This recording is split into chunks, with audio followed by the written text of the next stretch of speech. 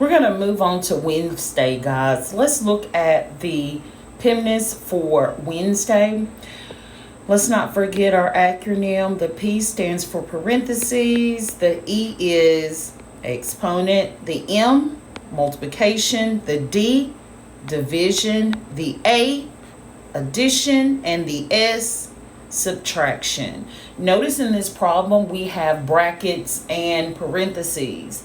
This is where we're going to work from the inside out. So if I'm looking inside of the brackets, I do see parentheses. So that's where I want to start here. I have 6 plus 6 in those parentheses. So I know that my answer there is going to be 12. Here's the most important step, guys. Please remember, bring everything down. We finish with our parentheses. I'm just bringing everything down so I can continue to find my solution or answer. So now that I'm looking at my problems, I do not have parentheses, but I have some brackets there. So I want to multiply 12 times 3, which is 36.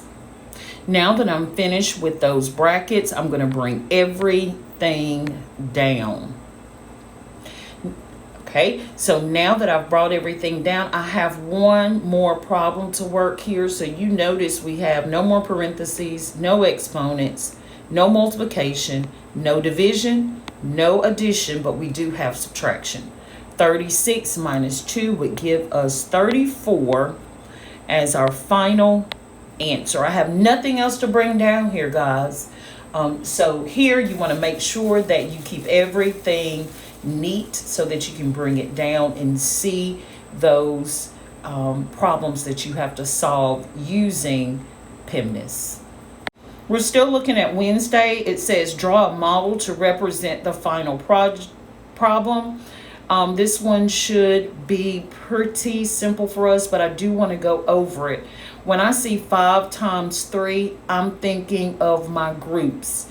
Here is like saying I have 5 groups of 3. So if I create 5 groups,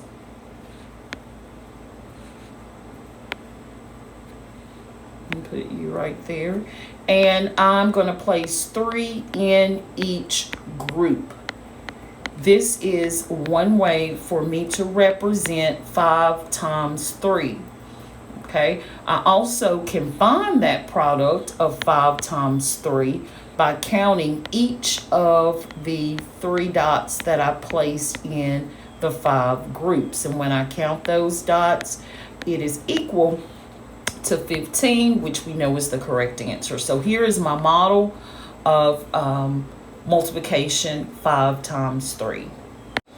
I'm now going to skip over to Thursday, where it asks us to draw a model for 12 divided by 6.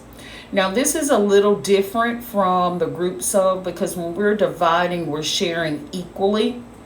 So here I'm thinking that we have 6 groups.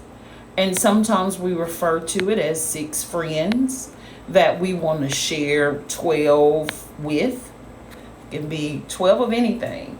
So how would I show this model? I have 6 groups. I have 12 friends. And I'm going to give each of my friends an equal amount. Okay, I've given out 6, 8, 9, 10, 11, 12. Now I've given out 12. So this is a lot like the multiplication problem, but I had to work backwards with my groups. And I have 12 dots in each of my groups. I have 12 dots in all, and I have 2 in each group, which gave me my quotient of 2. All right, we're still on Thursday. I'm looking at the expanded form, which we've been practicing this week in class. So how would I write that expanded form? So I want to spend a little time here because we have 8 and 478 thousandths. I'm going to start by listing some things that I know. I know that this 8 is in the ones place. I know that this 4 is in the tenths place. I know that this 7 is in the hundredths place.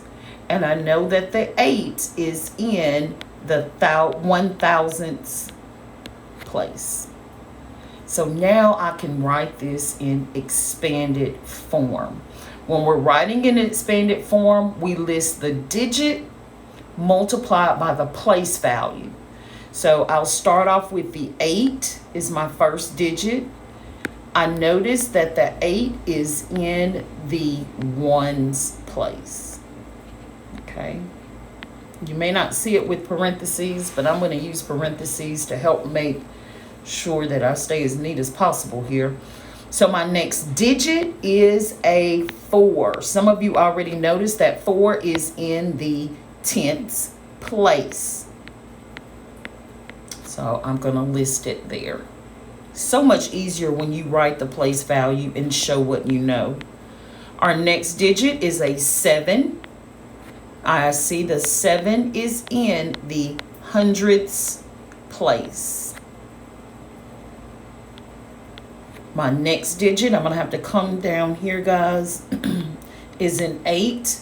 And this 8 is in the thousandths place. So here is my expanded form using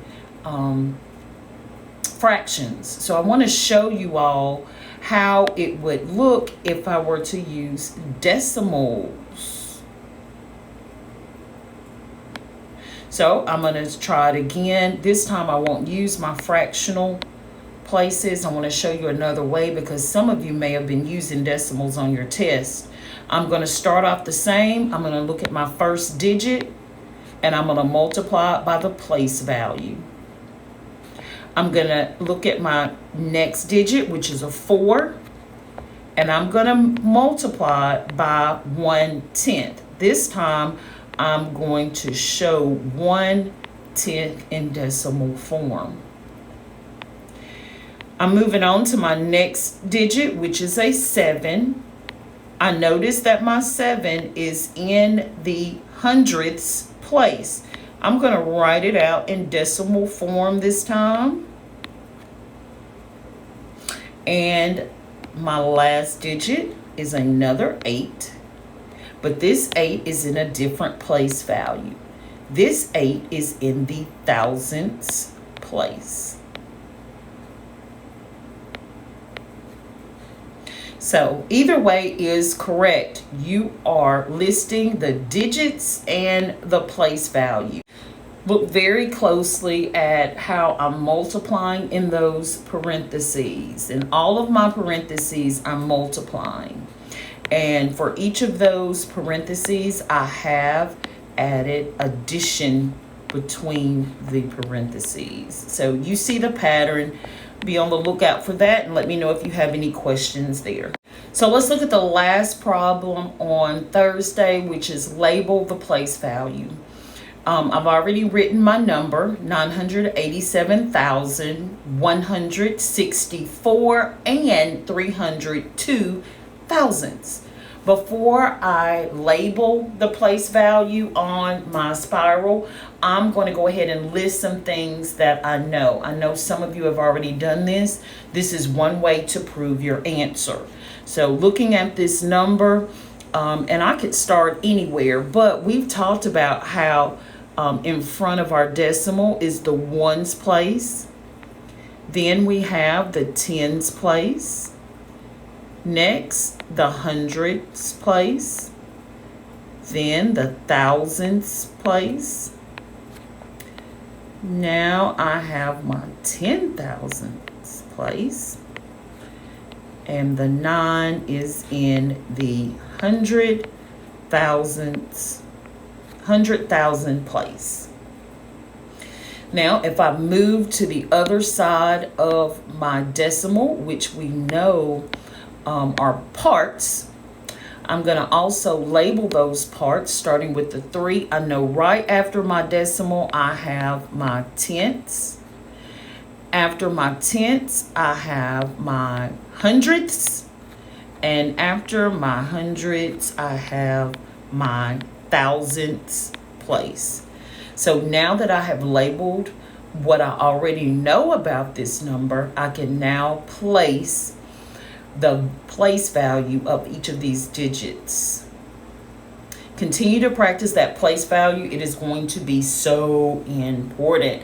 I've enjoyed my review with you today. Please let me know if you have any questions throughout the week, or if you want to see a problem that I do not have on the video.